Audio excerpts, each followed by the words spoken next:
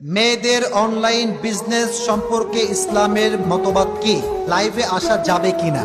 Recently আপনারা দেখবেন কিছু কিছু মেয়ে হয়তো স্বামীর সঙ্গে ডিভোর্স হয়ে গিয়েছে, পরে ফুড ব্লগিং শুরু করছে, ফেসবুকে একটু ভাইরাল হয়ে গিয়েছে, টাকা পয়সা কামাই ফেলছে, ভাবে আর পাটা মাটিতে পড়তে চায় না। মাথায় রাখবেন, পুরুষও ইনকাম করে, নারীও ইনকাম করে, বাট দুজনের মাঝে একটা পার্থক্য আছে। নারী যখন কামাই করে, নারী ভাবে আমারে আর ধরে কে, আমি তো আজ থেকে হাম কি হনুরে। আর পুরুষ যখন কামাই করে, পুরুষ ভাবে আমার কামাই দিয়ে আমি আমার বউকে সুখী করব, আমি আমার কামাই দিয়ে আমার মাকে দেখবো, আমার বাপকে দেখবো, পরিবারের সমস্ত কষ্ট দুঃখ আমি দূর করবো, ঠিক কিনা বলেন?